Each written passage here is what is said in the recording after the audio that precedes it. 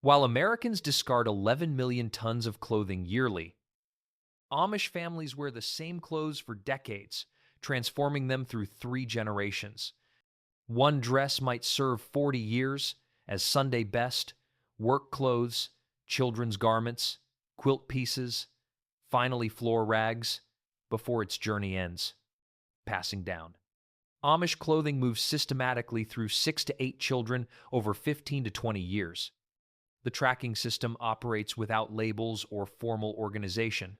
Mothers simply know which garments belong to which child and when they'll be passed along. Each dress, shirt, or pair of pants gets worn by multiple children with careful alterations accommodating different body types. Hems get let down, waists adjusted, sleeves lengthened or shortened as needed.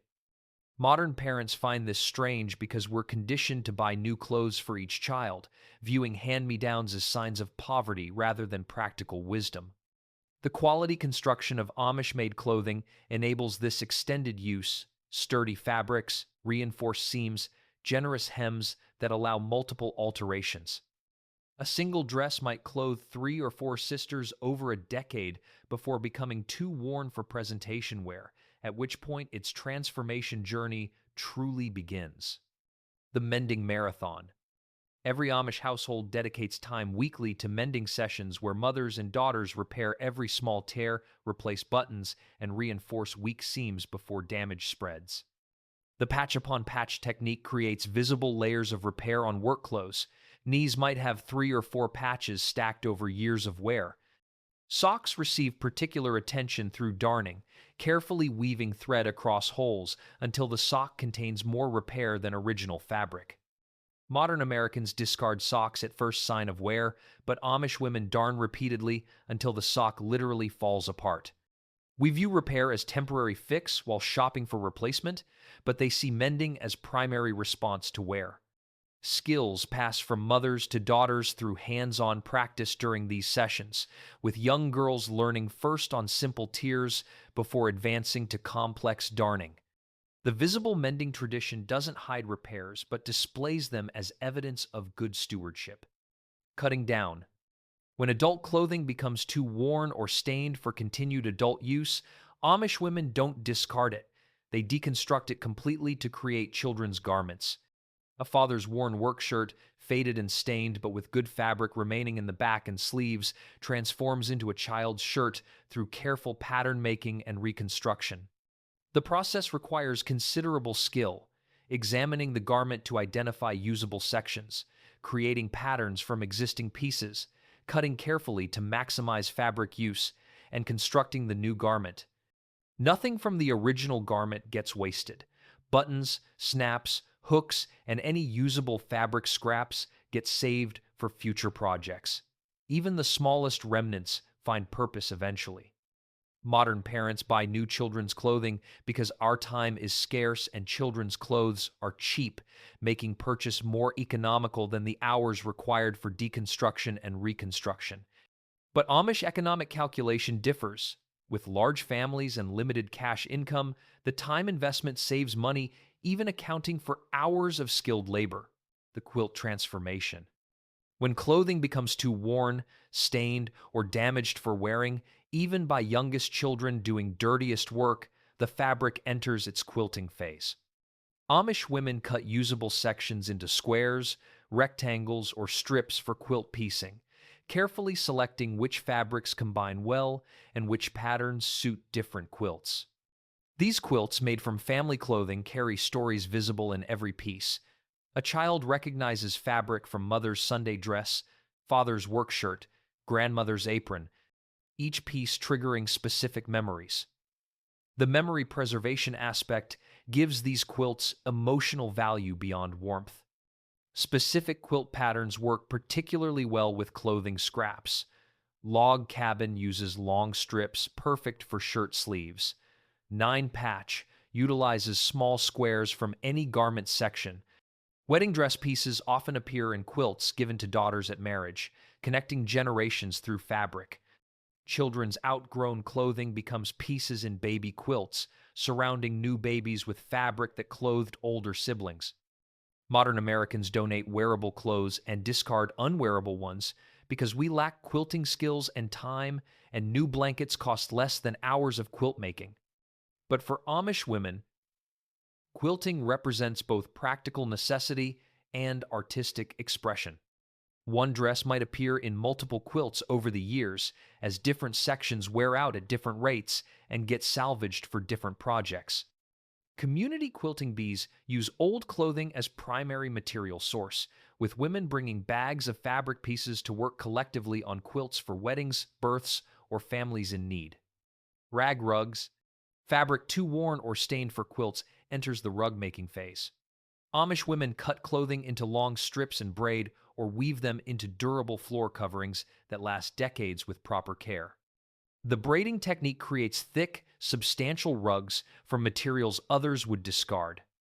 How entire wardrobes become floor coverings reveals the comprehensive transformation. That Sunday dress from 20 years ago now lies underfoot, protecting floors and providing warmth. These rugs prove remarkably durable, withstanding heavy foot traffic and frequent washing better than many commercial rugs. Color coordination happens naturally from random clothing. Blues, purples, blacks, and greens dominate Amish clothing, creating rugs in these same color families without deliberate planning. The practical purpose in homes heated only by wood stoves makes rugs essential. They insulate against cold floors and provide cushioning on hard surfaces. Traditional braiding and weaving tools remain simple. Fingers, needles, and basic frames produce rugs entirely by hand.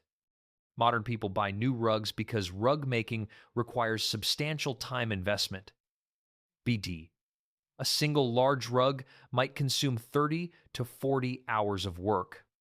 But Amish women view this as productive use of evening time while families gather, and the rugs literally last generations when well maintained.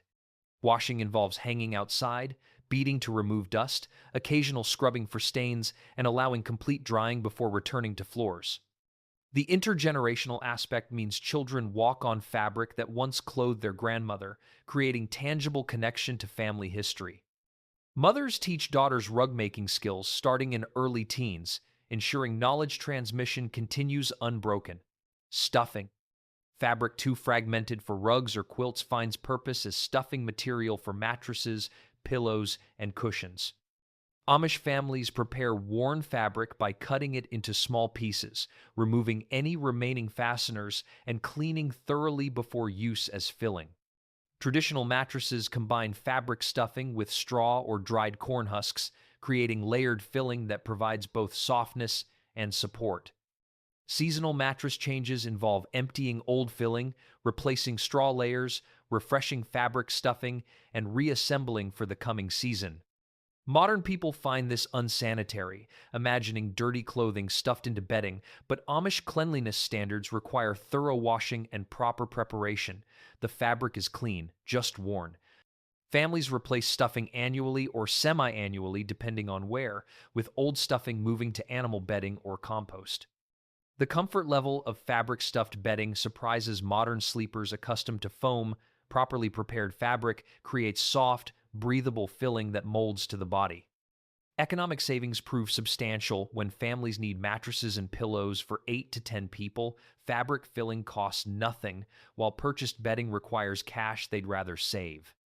When fabric truly finishes its useful life as stuffing, it finally moves to disposal, but still not as waste. The connection to self-sufficiency runs deep. Families literally sleep on their own transformed clothing, depending on no external suppliers for basic necessities. Modern foam and synthetic filling offers convenience and consistency that fabric stuffing cannot match, but at financial and environmental costs, the Amish avoid entirely. Cleaning rags. The rag drawer in every Amish kitchen contains dozens of fabric pieces categorized by former garment type, because different fabrics suit different cleaning tasks. Cotton work shirts become general cleaning rags, wool pants sections work best for polishing furniture, flannel nightgowns excel at window cleaning, and rough apron fabric scrubs stubborn stains. Amish women possess detailed knowledge about which fabric performs which task most effectively, gained through years of practical experience. These families avoid buying paper towels entirely, using washable fabric rags for every cleaning purpose, from wiping counters to cleaning outhouses. The washing and reusing cycle means each rag serves hundreds of uses over years before deteriorating completely. Modern convenience culture rejects this as too much work. Washing dirty rags seems disgusting compared to disposing of paper towels and trash. But the environmental impact difference is staggering.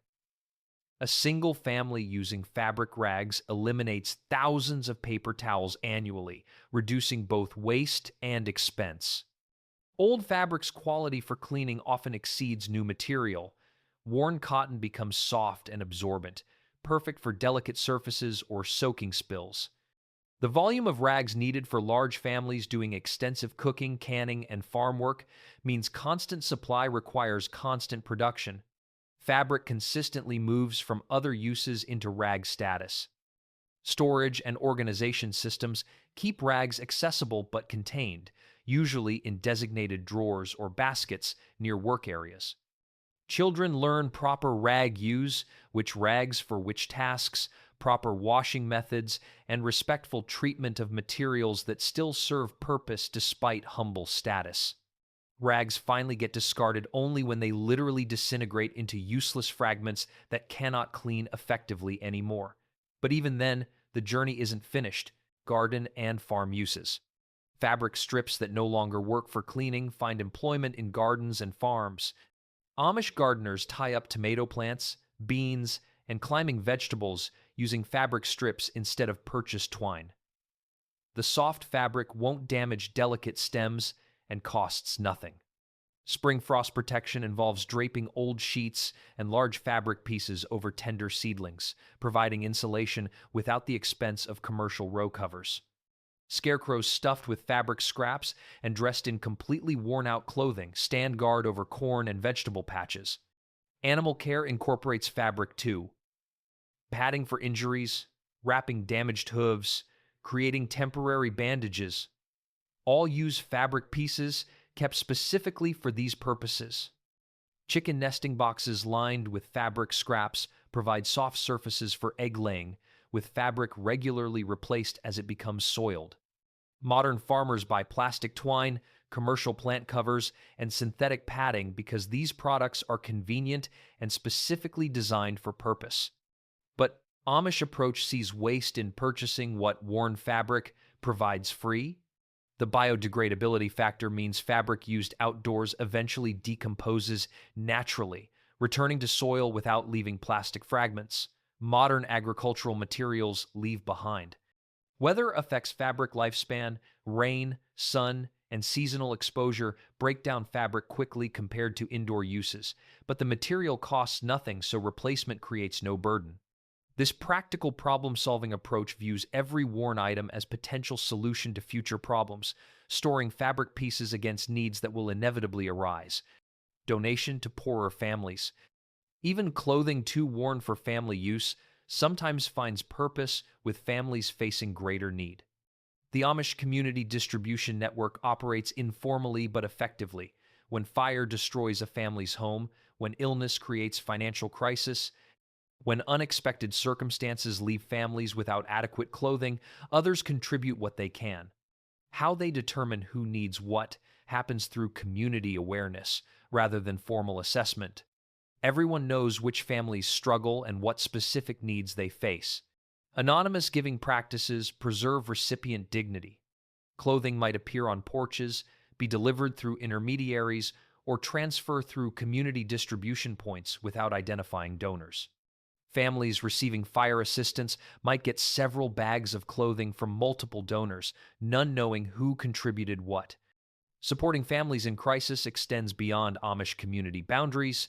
English neighbors facing hardship also receive help, with Amish families giving without expectation of reciprocity.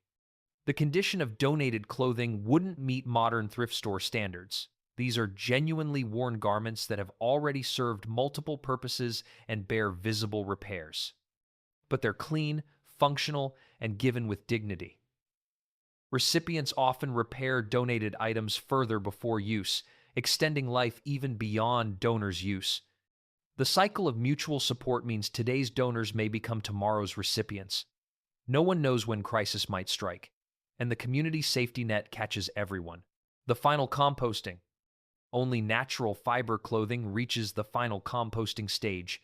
Cotton, wool, and linen that have served every possible use eventually return to soil. Amish families compost worn fabric by breaking it into small pieces, removing any remaining fasteners, like buttons or snaps, which get saved for future use, and adding fabric to compost piles where it decomposes over months. The process requires patience. Fabric takes longer to break down than food scraps or plant material, especially tightly woven cloth or thick wool.